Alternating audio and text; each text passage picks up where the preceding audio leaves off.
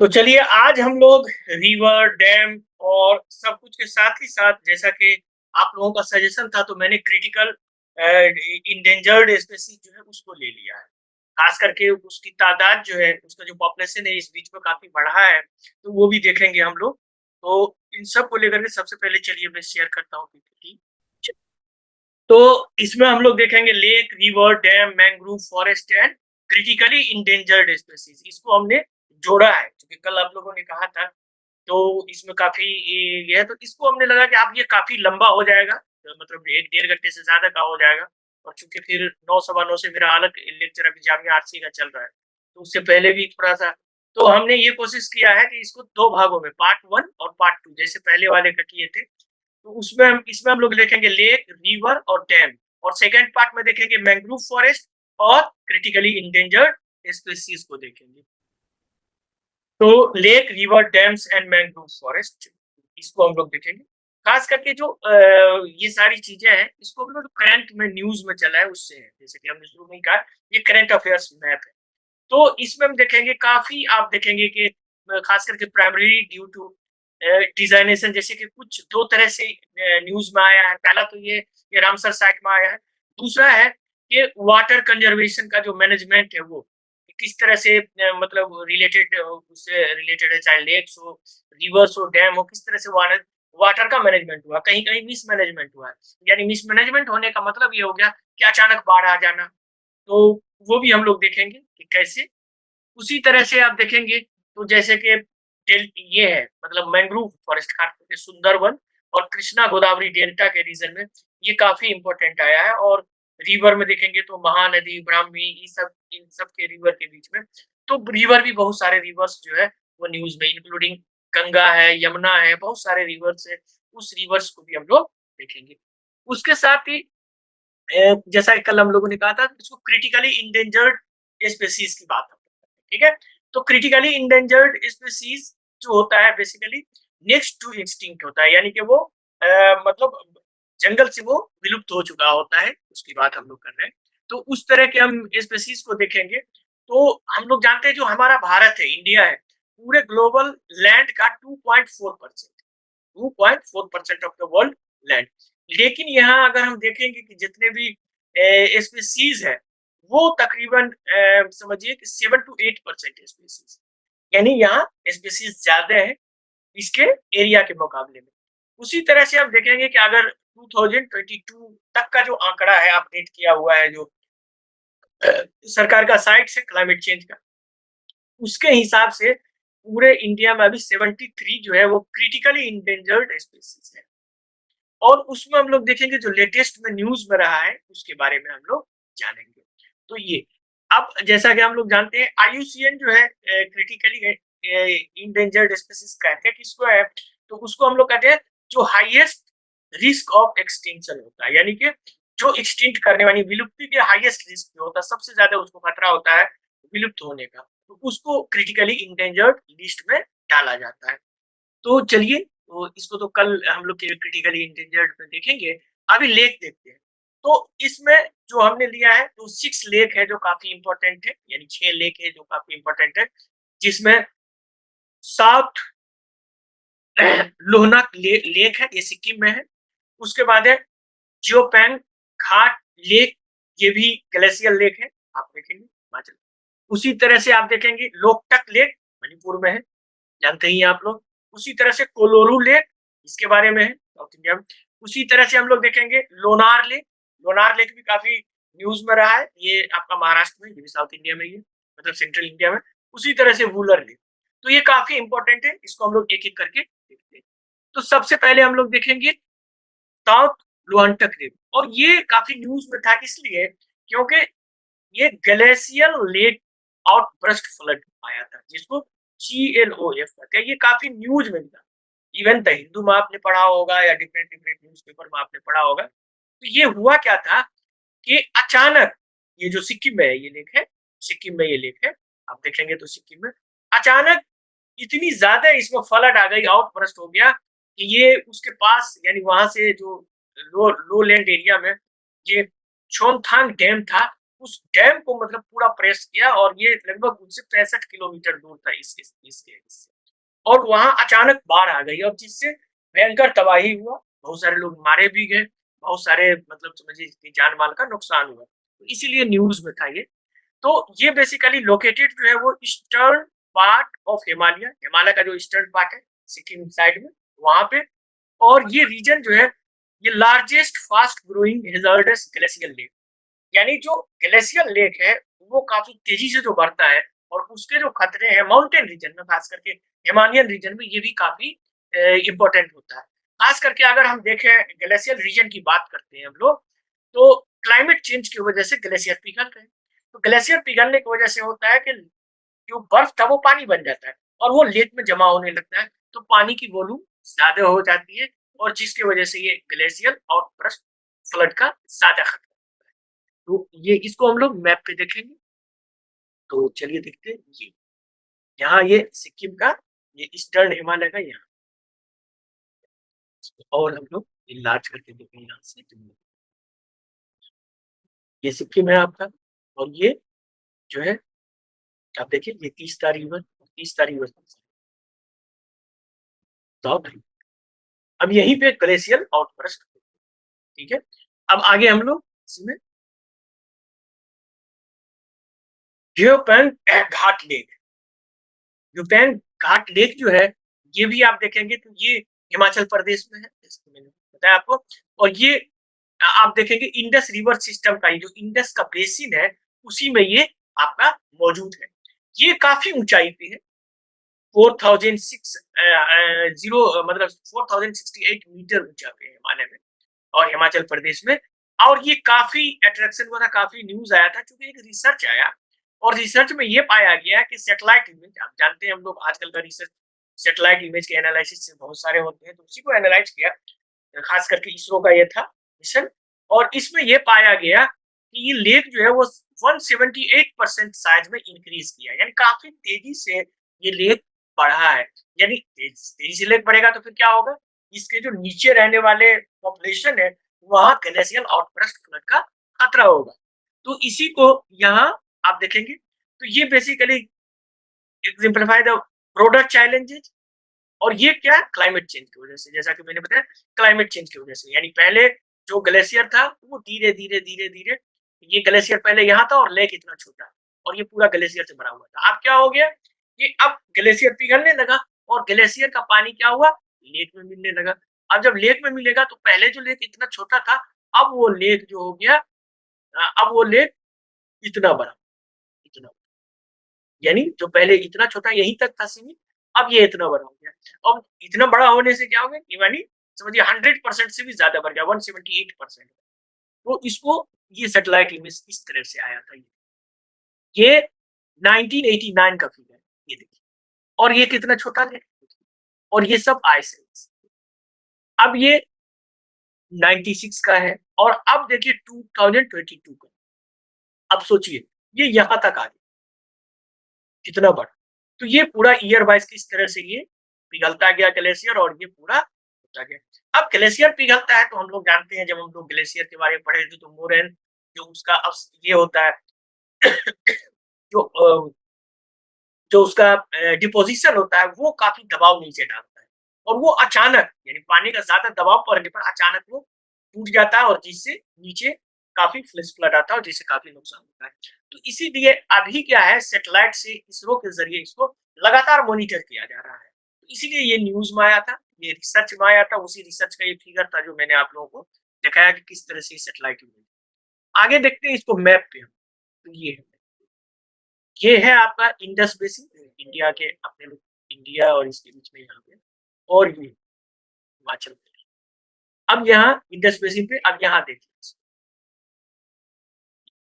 ये गणेश, पहले इतना ही था, अब ये पूरा पिघल के, तो ये पूरा पिघल रहा है इसको, और ये बनाइए, ये बनाइए, ये सब इसी का है। तो ये इसको जो ये रेट में देखो, ये स्टडी एरिया, जब साइंटिस्ट स्टडी करते हैं उस एरिया का मैप है, इसीलिए हम लोग ये आगे चलते हैं हम लोग। तो आगे है लोकटक लेक। लोकटक लेक जो है काफी यूनिक है और मणिपुर में है। लार्जेस्ट फ्रेश वाटर लेक जो है आप देखेंगे तो इस इंडिया में वन ऑफ द लार्जेस्ट है। तो इसको अगर हम देखें लोकटक लेक को, तो लोकटक लेक काफी इंपॉर्टेंट है क्योंकि ये इसको फ्लोटिंग लेक भी कहा जाता है। इसको क्या कहा जाता है? फ्लोटिंग लेक भी कहा जाता है, क्योंकि लेक के ऊपर क्या होता है, ये सर्टेन जो एरिया है वो तैरता रहता है, यानी उसमें आप घर भी बना लीजिए, आपका घर भी तैरना शुरू कर देगा उसमें। तो इस तरह का यूनिक होता है जिसको फ्यूमिट्स कहते हैं। उसको क्या कहते हैं? तैरता हुआ जो रहता है लेक के ऊपर, उसको फ्यूमिट्स कहते हैं। ये बेसिकली उसी तरह से सरफेस पे बना होता है, उसपे लोग घर भी बनाते हैं और काफी ये यूनिक है। और ये जो फीचर्स है सिर्फ ये लोकटक लेक का ही है मणिपुर में। और खास करके अभी आप लोग जानते हैं मणिपुर 2-3 साल से काफी न्यूज में है, जो वहाँ क्लेश हो रहा है, इथनिक क्लेश जो हो रहा है उसको लेकर के। तो इस पे ज्यादा स्ट्रेस पड़ रहा है इस लेक, इस वजह से भी काफी ये हुआ। तो ये आप देखेंगे कि ये क्या होता है, फ्यूमिट्स। फ्यूमिट्स आर हेट्रोजीनस फ्लोटिंग बायोमास और आइलैंड। ये आइलैंड होता है। ये आइलैंड किस चीज से बना होता है? बायोमास से बना होता है, ऑर्गेनिक मैटर्स होता है, मिट्टी होता है, ये सब होता है। और ये ऊपर में जमा हो जाता है लेक के पानी के ऊपर, और वो तैरता रहता है, उसी को कहते हैं। और ये जो है ये इस एरिया का एक नेचुरल फेनोमेनन है, और ये इस लेक में ही मिलता है, यूनिक है। पूरे दुनिया में इसी लेक में आपको मिलेगा और कहीं नहीं इस तरह का यूनिक टाइप का स्ट्रक्चर है। इसको हम लोग देखेंगे तो ये काफी इकोलॉजिकल वंडर भी माना जाता है। और इसको कल ही हम लोगों ने पढ़ा था फ्लोटिंग नेशनल पार्क केबुल लिमजो, ये पढ़ा था ना हम लोगों ने मणिपुर में, तो इसी पे है। तो ये दुनिया का एकमात्र जो है floating, worlds only floating national park जो है इस पे, कल भी हम लोगों ने आपको पढ़ा। ये देखिए, ये फिगर देखिए कितना, ये क्या है, ये जो है ये फ्लोटिंग एरिया, फ्यूमिट्स जिसको बोलते हैं। ये देखिए तो ये लेक पूरा है, ये पूरा लेक है। इसको और बड़ा करके हम इसको देखेंगे तो ये देखिए, इसमें जो ये फ्यूमिट्स है उस पे घर भी बना हुआ है। ये देखिए घर, तो घर यहाँ पे अपना घर बना, और इस चीज में यहाँ कुछ कुछ लोग यहाँ घर बनाया है, कुछ लोग यहाँ घर बनाया है। इवन जो नेशनल पार्क है उसमें अगर इंसान नहीं रहता है तो उसमें जानवर सब है, जो मैंने आपको बताया था। आगे हम लोग देखें इसका मैप, तो वही है मणिपुर में।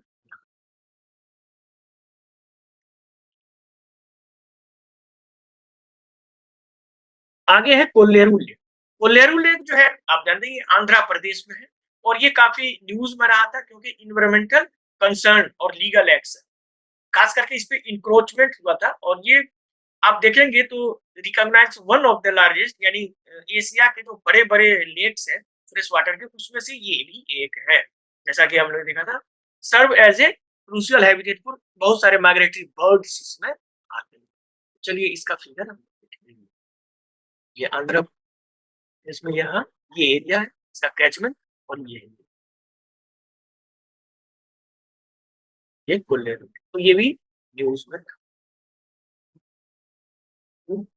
अब लोनार लेक, लोनार लेक काफी इंपॉर्टेंट है। और लोनार लेक जो है ये महाराष्ट्र के बुलढाना डिस्ट्रिक्ट में पड़ता है। और ये सिग्निफिकेंट चर्चा में जब महाराष्ट्र गवर्नमेंट ने इसको रिकमेंड किया और ये कोशिश किया कि यूनेस्को वर्ल्ड हेरिटेज साइट में इसको शामिल किया जाए, क्योंकि इसका यूनिक जियोलॉजिकल स्ट्रक्चर, क्योंकि ये लोनार लेक जो है वो मेट्रोइड्स के टकराने से बना था। आप जानते हैं, तकरीबन आप देखेंगे तो ये वर्ल्ड का लार्जेस्ट बेसाल्टिक इम्पैक्ट क्रेटर है, world largest basaltic impact crater है, जो तकरीबन 50,000 ईयर जो है पहले मेट्रोइड के स्ट्राइक से बने पूरी तरह से। ये काफी इंपॉर्टेंट है। अब ये लोनार लेक का जो सबसे ज्यादा इंपॉर्टेंट चीज है कि इसका जो बायोडायवर्सिटी है यूनिक है। खास करके इसमें जो माइक्रो ऑर्गेनिज्म है ये काफी आपको इम्पोर्टेंट है। इसमें आप लोगों ने पढ़ा होगा द इंडियन एक्सप्रेस और द हिंदू में भी फोटो आया था। जो ये लोनार लेक है उसका जो ऊपर का सरफेस था वो पूरी तरह से रेड कलर का हो गया था, वो मतलब पिंक कलर का था। वो पिंक कलर भी एक्सट्रीमोफिल की वजह से हुआ था। ये बेसिकली बैक्टीरिया होता है, माइक्रो ऑर्गेनिज्म होता है, इस वजह से। तो इसको हम लोग देखेंगे यहाँ महाराष्ट्र है, ये यहाँ का बुल्ढाना डिस्ट्रिक्ट है, और यहाँ एकदम पूरा गोल इस तरह से है। तो चलिए अब इसका मैप हम लोग देखते हैं। अब हम लोग मैप देखा वुलर लेक। वुलर लेक को हम लोग जानते हैं कि इंडिया का जो है वो सबसे लार्जेस्ट है और ये बांदीपुरा डिस्ट्रिक्ट कश्मीर में। ये largest fresh water lake in Asia है। एशिया का भी सबसे बड़ा है, इंडिया का ही नहीं बल्कि एशिया का सबसे बड़ा है और इसका काफी खूबसूरती है, आप लोग जानते हैं। और ये झेलम रिवर पे है। तो वुलर लेक, और वुलर लेक की भी वही जो यहाँ पे है, यहाँ पे इसको और हम इलाज करके देखें। और इसका भी यही समस्या है, जो ग्लेशियर पिघल रहे हैं तो इसमें जो ये देखिए श्रीनगर और ये सब है, ये झेलम रिवर है। ये आगे हम लोग चलते हैं तो आगे है वुलर के बाद रिवर्स। तो ये टोटल हमारा। अब रिवर्स की बात अगर हम लोग करें तो इसमें टोटल हमने मोटे तौर पे जो रिवर्स लिए हैं, तो पहला तो गंगा है, उसके बाद यमुना है, उसके बाद इंडस है, उसके बाद बालार रिवर है, उसके बाद कोम रिवर है और उसके बाद किशन गंगा रिवर। ये 6 रिवर हम लोगों ने जो लिया है जो इसमें स्टडी के लिए, वो इसलिए है कि इसमें बहुत सारे इंपॉर्टेंट चीजें, खास करके पोल्यूशन को लेकर के। उसमें से कुछ रिवर काफी पॉल्यूटेड है, कुछ रिवर पे वाटर मैनेजमेंट का प्रॉब्लम था, जिसमें बिलियंस ऑफ डॉलर खर्च किया गया है लेकिन उसमें कोई खास सुधार नहीं है। तो वो सब हम लोग देखेंगे, इसलिए ये 7 रिवर। इसके अलावा मैं आप लोगों को रिकमेंड कर दूंगा कि अगर पूरा इंडिया का रिवर का देखना है आप लोगों को, तो जो पिछले साल हमने क्लास लिया था आप लोगों का, उसमें सारा रिवर सिस्टम है। और उससे पिछले साल डायरेक्ट क्वेश्चन आया था, 2024 में आया था, डायरेक्ट क्वेश्चन आया था, वो जो गंगा का ट्रिब्यूटरी था उस सेम जो मैंने बताया था, आप वीडियो में बैक करके देखिएगा। सेम जैसे अभी मैं बता रहा हूँ सेम आएगा क्वेश्चन, तो मैं आपको बैक करके बता दूंगा कि ये देखिए, इसलिए मैं रिकॉर्ड कर लेता हूँ ताकि आप लोगों को इस बार, उसमें मैंने ऐसे ही बोला था कि एक तो रहेगा ये और एक था, तो इस बार ज्यादा ही होगा, हमको लगता है इस बार उससे ज्यादा कम्प्रिहेंसिव तरीके से आप लोगों को ये हम दे रहे हैं। तो बहुत सारे, चलिए नंबर 1 में गंगा रिवर। तो गंगा रिवर के बारे में हम लोग जानते हैं, गंगा रिवर जो है सो सिग्निफिकेंट तो है ही, और ये खास करके जो न्यूज में रहा, ये ऑनगोइंग क्लीन प्रोग्राम और रिस्टोर वाटर, यानी गंगा को सफाई करना, और गंगा खास करके जो नमामि गंगे है उसको लेकर के। तो इसमें जैसे नमामि गंगे, इसमें तकरीबन समझिए, जैसे मैंने बताया ना, billions of dollar, 5 billion dollar 2014 से इस पे खर्च किया गया है। और इतना खर्च करने के बाद भी इसमें जो इंडस्ट्रियल स्वेज जो आता है, जो गंदगी आती है, जो इंडस्ट्रियल जो औद्योगिक कचरा आता है, इंडस्ट्रियल इक्विपमेंट, ये दोनों इसको अभी भी परेशान किया हुआ, और अभी भी कोई खास मतलब इतना 5 बिलियन डॉलर खर्च करने के बाद भी आप समझ लीजिए। अब देखिए, क्योंकि इसलिए क्योंकि आप देखेंगे इसमें भी अगर हम देखेंगे तो one of the most polluted river अभी भी गंगा है। अगर मई 2019 का हम देखें तो Ganga was the unfit for drink, क्योंकि इसमें क्या था, फीकल कोलीफॉर्म बैक्टीरिया था। फीकल कोलीफॉर्म जो मल मूत्र में होता है, वो बैक्टीरिया इसमें बहुत बड़े तादाद में था। इस वजह से ये पीने के जो गंगा का पानी पीने के लायक नहीं बचा था। तो उसका जो क्राइटेरिया था उस हिसाब से आगे हम लोग इसी में देखेंगे मैप इसका, ये देखिए। तो गंगा का ये पूरा आप देखते ही है, खास करके इसलिए कि कुंभ के लिए भी चर्चा रहा, ये अलकनंदा, भागीरथी और ये गंगा, और ये आपका जमुना रिवर के बारे में भी करेंगे। यहाँ मैप पहले ही हम दिखा दिए, डबल मैप से एक ही मैप में, ये देखिए ये जमुना है, यहाँ आपका, यहाँ प्रयागराज इलाहाबाद जो है वहां पे ये मिलता है, और यहाँ बहुत बड़ा कुंभ जो हुआ था उसको लेकर के भी काफी चर्चा था। तो इसीलिए गंगा, अब ये गंगा का ट्रिब्यूटरीज है जो मैंने पिछला जो पिछले साल था उस वीडियो को जरूर आप लोग देख लीजिएगा। वैसे आप लोगों ने काफी अच्छा, सबसे ज्यादा देखा है इस वीडियो को आप लोगों ने, और इसमें बहुत सारे रिवर्स को हमने एक जगह कंपाइल कर लिया। तो इसको हम लिंक भी दे देंगे। चलिए, यमुना रिवर जो है खास करके जो चर्चा में था, जो मतलब काफी न्यूज में हर जगह आया, वो बेसिकली इसका पॉल्यूशन।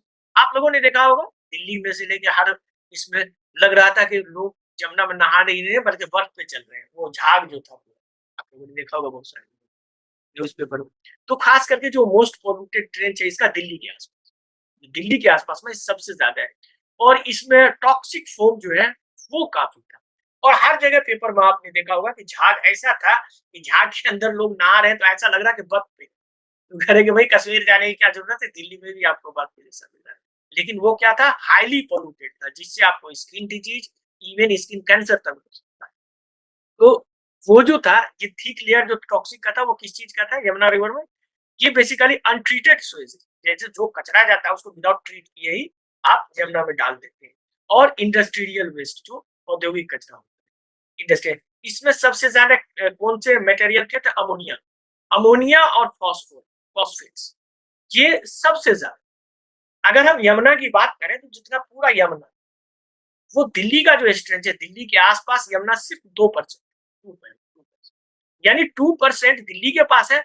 और दिल्ली का योगदान जो पोल्यूशन में है, यानी यमुना को जो पोल्यूट करने में है, वो 76%, 76% जो है वो यमुना को पोल्यूट करने में दिल्ली का, यानी आप समझिए ये 2% अगर दिल्ली में यमुना नहीं होता तो यमुना लगभग साफ नदी होती, क्योंकि 76% जो है आप इसको पोल्यूट कर रहे हैं। हाँ बोलिए रेहान।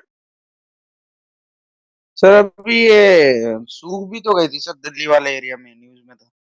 हाँ हाँ बिल्कुल, मतलब एक तो ओवर एक्सप्लॉइटेशन, मतलब आप जमुना पे उस पर निर्भर कर रहे हैं, फिर हरियाणा से आप मंगाते हैं, तो ये सूख तो जाता ही है, लेकिन सबसे ज्यादा जो मतलब कंसर्न है, मतलब जो इन्वायरमेंटलिस्ट का, कि यमुना को, अच्छा देखिए यमुना में क्या है कि यही हम कल भी आप लोग कह रहे थे और अभी भी लगता है, ये पढ़े लिखे लोग होना और ये इसको करना, उससे किसी का कोई नहीं चलता है, जो पैसे वाले हैं उसी का चलता है, इतना आप समझ लीजिए, या तो साधु संत बन जाइए, मस्त से रहिए।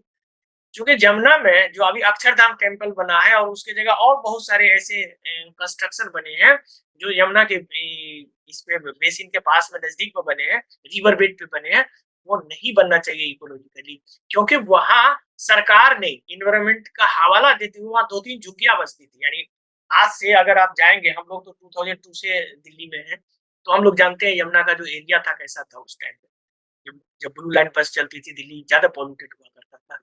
तो उस टाइम में आप देखेंगे कि 2-3 झुग्गी बस्ती थी, वो सारे झुग्गी बस्ती को तोड़ के किधर भलसवा और बवाना की तरफ भेज दिया, और बाकी उसको साफ सफाई के लिए रख दिया।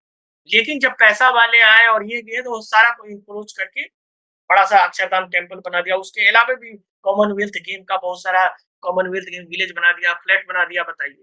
तो ये कहीं भी और इसका असर ये हुआ कि यमुना, जैसे अभी आप ही बता रहे थे कि सूख गई, और वो काफी सूख गई। अच्छा, 10 मिनट बता रहा है, कोई बात नहीं, मैं अभी सर बट इसको, ये सीजनल रिवर तो है नहीं सर, ये तो मतलब परमानेंट रिवर है ना। तो बिल्कुल। ये कैसे सूख रही है, मतलब ये मेरा कंसर्न था, क्योंकि ओखला बर्ड सेंचुरी है तो वहां मतलब उस एरिया में बिल्कुल ही सूख गई थी। नहीं नहीं, वही कह रहे हैं, ओखला बर्ड सेंचुरी में सूखी है, बहुत जगह सूख गई है। पहली बात तो ये है कि जो हमारा ये ग्लेशियर, जैसे जमुना है, यमुना कहाँ से निकलती है आपको पता है ना, ये बंदरपुच्छ ग्लेशियर से निकलती है, ये पूछा भी था एक बार मुझसे। यस सर, वो यमुनोत्री में बंदर। हाँ, यमुनोत्री में बंदरपुच्छ से निकलती है, वहां तो बहुत साफ रहता है। फिर यमुनोत्री से आते हुए जब दिल्ली के पास ये आती है, हरियाणा से होती हुई जब आती है, तो सबसे ज्यादा इसका एक्सप्लॉइटेशन आपको हरियाणा पंजाब में इरिगेशन के लिए होता है, और इरिगेशन से जो कुछ बचता है, तो जब गर्मी आती है ना, तो इतना ज्यादा स्ट्रेस हो जाता है, यानी इतना ज्यादा ओवर यूज, क्योंकि कोई भी चीज आपको लगातार भी आ रहा हो ना, जैसे पानी टंकी अगर लगातार एकदम फुल है और वो एकदम लगातार आ रहा है, लेकिन आप 10 जगह खोल दीजिएगा तो वो खत्म हो जाएगा ना, वही टाइप थिंग्स कर, तो इसके वजह से ये काफी कंसर्न में, और खास करके पॉल्यूशन भी उतना ही, तो इस वजह से सूख जाता, ऐसा है कि सीजनल नहीं है, लेकिन फिर भी जब सूख जाता है, फिर बरसात आता है, तो फिर थोड़ा सा उसका कैचमेंट एरिया बढ़ता है। ये सारी चीजें जो हम लोग रिवर पढ़ते हैं तो जानते हैं कैचमेंट एरिया क्या है, ये सारी चीजें। तो चलिए यमुना के बाद अब हम लोग आगे चलते हैं, तो इंडस रिवर, इंडस रिवर भी काफी इंपॉर्टेंट है, और खास करके अभी जो इंडिया पाकिस्तान का मामला हुआ था, तो ये काफी लाइट में था इंडस वाटर ट्रीटी, कि इंडस वाटर ट्रीटी है क्या, या इंडिया का क्या है। तो ये मोटे तौर पे इस ट्रीटी को 1960 में बनाया गया था, इंडस वाटर ट्रीटी को, और इसमें बेसिकली आप देखेंगे तो इंडिया और पाकिस्तान के बीच जो वाटर को डिवीजन करने का, गवर्न करने का है, उसमें ये काफी इंपॉर्टेंट रोल अदा करता था, vital agreement between the India and Pakistan. तो इसको अगर हम देखें, तो इसमें देखिए कि इंडिया को बोला कि भाई 6 में से 3 इंडिया को और 3 पाकिस्तान को, तो इंडिया को गया रावी, ब्यास और सतलुज, तो ये थोड़ा याद रखना है आप लोगों को। और पाकिस्तान को मिला इंडस, झेलम और चेनाब, यानी जो अपर ऊपर से जा रहा था वो पाकिस्तान को दे दिया, जो नीचे से इधर था इंडिया को दे दिया। अब क्या था कि इंडिया जो है बेसिकली इस हिसाब से, जैसे इंडिया ने कहा कि हमने इंडस वाटर ट्रीटी को सस्पेंड कर दिया या अलग से हट गया यूनिलेटरली, तो लेकिन ये नहीं कर सकता है क्योंकि ये जो ट्रीटी बना था वर्ल्ड बैंक के इससे मतलब डील कराने पे बना था। तो वर्ल्ड बैंक जो बना था तो उस वक्त उसका आर्टिकल एक जोड़ा गया था, 12 आर्टिकल। और उसके ये मतलब इस आर्टिकल के अंतर्गत ये बताया गया, यानी इस under this article you you can not apart unilaterally, यानी आप अकेले इससे नहीं अलग हो सकते। तो यानी इंडिया तो अकेले अलग हो गया कि भाई हम इससे अलग हो गए, और ये तो पाकिस्तान हो सकता है इसको चैलेंज करे इंटरनेशनल कोर्ट ऑफ जस्टिस में। तो ये उसके पास है क्योंकि इस ट्रीटी में इस तरह का सिचुएशन है। लेकिन खैर अब तो खोल भी दिया गया था, पता है आपको कि इसलिए खोल दिया गया था क्योंकि कैचमेंट एरिया जो उधर था उसमें बारिश काफी हो गई थी, गेट पे दबाव था। फ्लड हाँ, तो इस वजह से फिर खोल दिया गया। तो इसको आगे ये ब्यास, उसी तरह से रावी और सतलज, ये इंडिया के, इधर तरह से चिनाब, झेलम और ये पाकिस्तान, इधर इंडिया, इधर ये आपका। आगे हम लोग देखते हैं पालार रिवर। पालार रिवर भी काफी इंपॉर्टेंट था, और ये आपको इसलिए न्यूज में आया इंफ्रास्ट्रक्चर प्रोजेक्ट को लेकर के और वाटर मैनेजमेंट, खास करके इन्वायरमेंटल, इसमें फ्लड आया था काफी। और ये जो पलार रिवर है आप देखेंगे यहाँ चेक डैम मिला था, और ये बेसिकली ब्रिटिश इरा का एक ये बना हुआ था। और ये आपका इसका एनिकेट डैम था, ये मेसनरी डैम है, ये बहुत पुराना डैम है, यानी 1858 में बना था ये। और ये पालार रिवर जो तमिलनाडु में है, आप जानते हैं, तो वहां पे ये बना था। इसका मैप हम लोग देखें।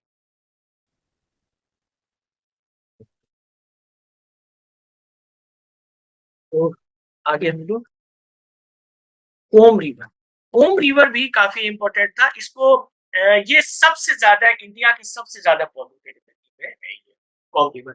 इसको किसी जमाने में Thames of the south India कहा जाता है, और ये आपको बहुत ज्यादा पॉल्यूटेड हो गया है, जिसको रिस्टोरेशन का इफोर्ट चल रहा है। खास करके जो सीपी सीबी है, यानी सेंट्रल पॉल्यूशन कंट्रोल बोर्ड, उसने इसको पॉल्यूटेड किया कि 2023 में कि ये पीओडी जो है इसका काफी है, यानी सबसे ज्यादा most polluted river in India, यानी most polluted river in India कौन है? ओम। और इसका क्या है बीओडी, तो ये देख लीजिए, जो इसका बीओडी है वो 345 mg पर लीटर है, जो अवाडी और साहित्य नगर के बीच में। अब इसका मतलब ये हो गया कि ये बीओडी बीओडी साइंटिस्ट के हिसाब से अगर बीओडी 3 है, यानी 3 जिसका मान है 3 mg, तो ये आपको पॉल्यूटेड है, ये पीने के लायक नहीं है सिर्फ 3 होने पर। और यहाँ 345 है, सोच सकते हैं कितना ज्यादा है। इवन जो जमुना को हम लोग दिल्ली का कह रहे थे, वो दिल्ली के नजफगढ़ के पास 60 के आसपास है, और यहाँ कहा 345 है, तो जमुना से भी कितना ज्यादा। ठीक है। अब बीओडी जो होता है ये आप जानते हैं इसको कहते हैं हम लोग बायोकेमिकल ऑक्सीजन डिमांड। यानी होता क्या है कि जैसे कोई आप देखते हैं ना, जब गंदगी वाला नदी में आप जाते हैं तो जानवर बना हुआ है, बहुत सारे जो बायोमास उसके अंदर फेंका हुआ रहता है, तो उसको डिसइंटीग्रेट करने के लिए जो बैक्टीरिया होता है वो एरोबिक बैक्टीरिया होता है, यानी जो ऑक्सीजन लेता है। तो इसका मतलब है ज्यादा कचरा रहेगा तो वो ज्यादा ऑक्सीजन लेगा, इसका मतलब ऑक्सीजन की कमी हो जाएगी। तो जितना ज्यादा वहां डिमांड होगा उतना ज्यादा वो पॉल्यूटेड होगा, इसलिए 345 है। और यहाँ 3 से अगर बढ़ गया तो उसको पॉल्यूटेड कहा जाता है, रिवर। इसको हम लोग देखिए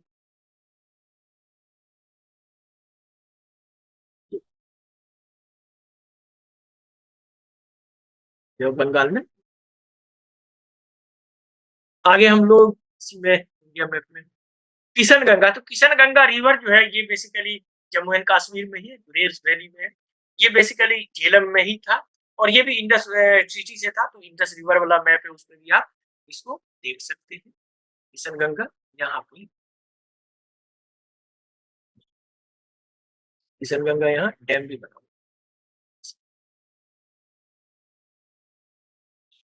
है।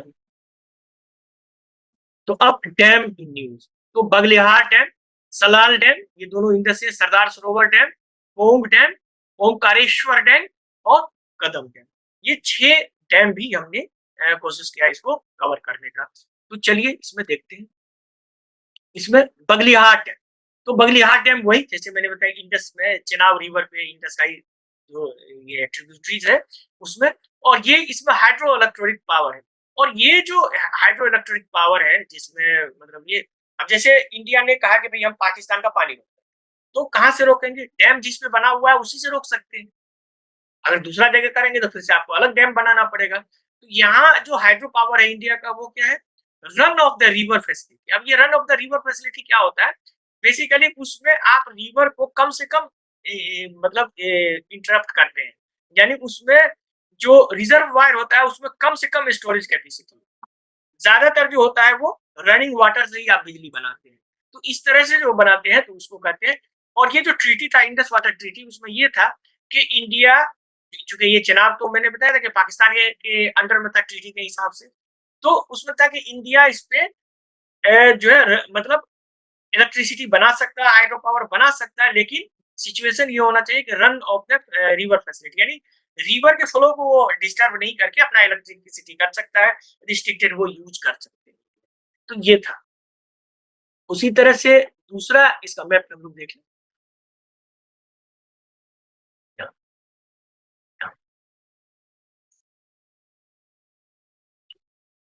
आगे सलाल डैम, सलाल डैम भी है जो मतलब वही इंडिया और इसके बीच में जो टेंशन हुआ था उससे थोड़ा सा हट गई है, लेकिन उसी नदी पे चेनाब पे ही है, रईसी डिस्ट्रिक्ट जम्मू एंड कश्मीर में ही है ये। और ये बेसिकली जैसे कि मैंने बताया कि रिस्ट्रिक्टेड यूज जो है उस ट्रीटी के, इंडस वाटर ट्रीटी की वजह से ये आप रिस्ट्रिक्टेड यूज कर सकते हैं, इसीलिए इस पे इंडिया ने डैम बनाया था सलाल डैम, थोड़ा सा उससे अलग। अब हम लोग सरदार सरोवर की बात करते हैं। तो आप जानते हैं नर्मदा में था, और ये मल्टीपर्पज प्रोजेक्ट है। तो ये मल्टीपर्पज प्रोजेक्ट है, इसमें आप देखेंगे तो गुजरात, मध्य प्रदेश, महाराष्ट्र और राजस्थान, ये 4 स्टेट इसमें है। और ये सरदार सरोवर डैम काफी न्यूज में भी रहा था, और ये जानते हैं नर्मदा बचाओ आंदोलन वगैरह इसी से लेकर के ये मल्टीपर्पज जैसे जो प्रोजेक्ट। ट्राइबल के साथ। हाँ, अरे आप जाएंगे जब कभी इस एरिया में, हम लोग गए थे एक बार इसके अंदर घूमने, ये जो नर्मदा बचाओ आंदोलन है उसका डिस्ट्रिक्ट ऑफिस है बरवानी, मध्य प्रदेश में एक जगह है बरवानी, वहां पे मेधा पाटकर जी का ये है थोड़ा, वहां हम लोग गए थे एक स्टडी के सिलसिले में। तो ये एरिया में जो ट्राइब रहते हैं ना, वो ट्राइब हिंदी भी नहीं समझते, यानी जो हमारे आपकी भाषा है उसके लिए एक आदमी हम लोगों के साथ गया था जो वो ट्राइबल भाषा में बोलते, फिर हम लोग को हिंदी में समझाते थे। और हम लोग के साथ 2 लोग गए थे स्विट्जरलैंड से, इंटरनेशनल लोग थे, वो वहां गए थे, और गांव का नाम था बादल, बादल नाम था। और उस गांव को इतना ज्यादा नर्मदा के वो जो डैम की वजह से भर गया था, तो वो एक आइलैंड की तरह लग रहा, जिसमें हम लोग गए थे, छोटा छोटा घर था, और वहाँ उन्होंने नर्मदा बचाओ आंदोलन वगैरह, वहाँ कुछ एजुकेशन वगैरह का काम वहाँ करते थे। तो ये सरदार सरोवर डैम उसी में है। तो ये काफी न्यूज में रहा था बाढ़ के आने की वजह से। तो इसमें हम लोग ये नर्मदा, ये नर्मदा मेन कैनाल है सरदार सरोवर। तो इसमें गुजरात में मेन फ्लड आया था उसको लेकर के। अब पोंग डैम, पोंग डैम जो है इसको मतलब वैसे तो इसको पोंग डैम कहते हैं, लेकिन ऑफिशियली हम देखेंगे तो ये महाराणा प्रताप सागर, ठीक है, और ये ब्यास रिवर है हिमाचल प्रदेश में, किसमें? ब्यास रिवर। और ये बेसिकली एक तो मैनेजमेंट और इन्वायरमेंटल इम्पैक्ट को लेकर के इस डैम काफी न्यूज में था, क्योंकि इसका हाइड्रो इलेक्ट्रिक पावर था वो इरिगेशन सिस्टम में, और ये बेसिकली फ्लड का कंट्रोल की बात भी करता है। तो फ्लड को लेकर के खास करके पोंग जो है वो इसके अंदर जो इसी डैम के तहत एक वेटलैंड एरिया हुआ था, जिसको रामसर साइट भी बनाया गया है, रामसर साइट में भी है ये। और ये आप जानते हैं इसमें माइग्रेटरी बर्ड, कई तरह के माइग्रेटरी बर्ड के स्पीसीज इस पोंग डैम में आते हैं, जो सेंट्रल एशिया फ्लाईवे में ये भी आता है। कल हम लोग कह रहे थे माइग्रेटिंग मूवमेंट।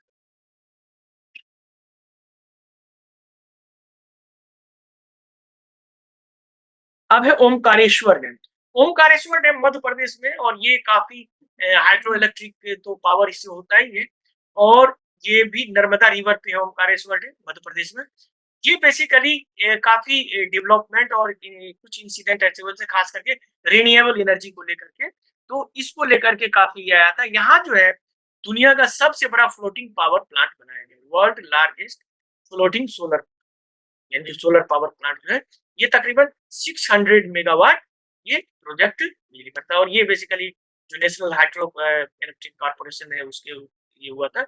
और इसमें इसको तो बनाया गया, लेकिन इसमें थोड़ा सा न्यूज में इसलिए आया था क्योंकि डैमेज हुआ था, फ्लड आया था, तो एक स्टॉर्म और फ्लड आया था अप्रैल 2024 में, जिसकी वजह से डैमेज हुआ था। लेकिन जब ये शुरू हुआ था, ये ओमकारेश्वर डैम पे, ये वर्ल्ड का largest floating solar power plant, तब मैंने उसी वक्त आप लोगों को एक वीडियो बना के दिया था वर्ल्ड लार्जेस्ट में। उसमें मैंने ये भी बताया था कि 2029 तक कहाँ कहाँ, साउथ कोरिया में कैसे बनेगा, चाइना में कहाँ है, वो सारा डिटेल इस वीडियो में। कौन सा वीडियो है वो आपको, ये वीडियो वर्ल्ड लार्जेस्ट फ्लोटिंग, आप जाएंगे हमारे चैनल पे आपको मिल जाएगा। तो ये मैंने बनाया था स्पेस पे, विश्व की सबसे बड़ी तैरती सौर परियोजना। ये उस टाइम में था, 2021 में ही बनाया था, 2021 में ही बनाया, यानी आज से 4 साल पहले का, 3 साल पहले का। तो इसमें भी देख सकते हैं, चूंकि जो बेसिक चीज है इसमें दिए हुए। आगे हम लोग देखेंगे तो ये अमरकंटक से नर्मदा निकलती है, और यहाँ पे ओमकारेश्वर, तो ये महेश्वर डैम है, जो ओमकारेश्वर डैम है, ये भेड़घाट का है, भेड़घाट, और ये अमरकंटक से। और ये जो नर्मदा, ये कहाँ होती है, रिफ्ट वैली में बहती है। तो इसीलिए ये देखिए, अभी तक हम लोग जितना भी रिवर इससे पहले मैप पे देख रहे थे, तो ऐसे है, ऐसे जा रहा है, ऐसे जा रहा है, और ये क्या है, एकदम सीधा है, एकदम सीधा, क्योंकि रिफ्ट वैली में ये जा रहा है इस वजह से। आगे हम लोग देखेंगे कदम डैम। तो ये लास्ट बच गया है, कदम डैम ऑल्सो नोन एज कदम नारायण रेड्डी प्रोजेक्ट। ये बेसिकली न्यूज में आया था concern about the water level जो है इसमें, और रिहेबिलिटेशन, यानी कि टोटल एरिया को इन्होंने खाली करवाया था, और वाटर लेवल इसमें थोड़ा सा घट गया था, उसको लेकर के, खास करके फ्लड मैनेजमेंट को लेकर के, वाटर लेवल जो ये हुआ था उसको। तो चूंकि अचानक इसके जो कैचमेंट एरिया था उसमें बारिश हो गई, तो बारिश हो गई तो वाटर लेवल बढ़ गया, तो अचानक अचानक रिहेबिलिटेट लोगों को करना पड़ा था। तो ये भी मैप पे हम लोग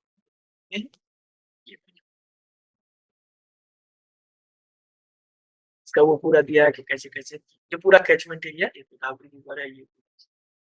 तो आगे हम लोग हो गया।